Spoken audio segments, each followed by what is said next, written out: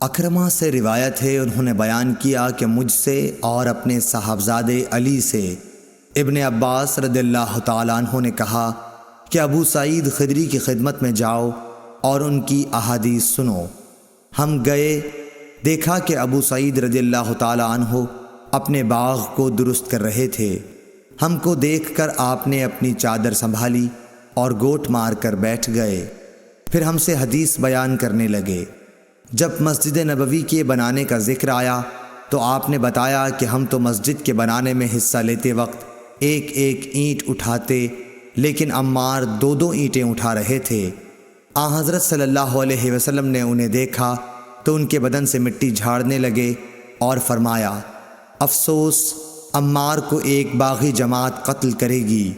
جسے عمار جنت کی دعوت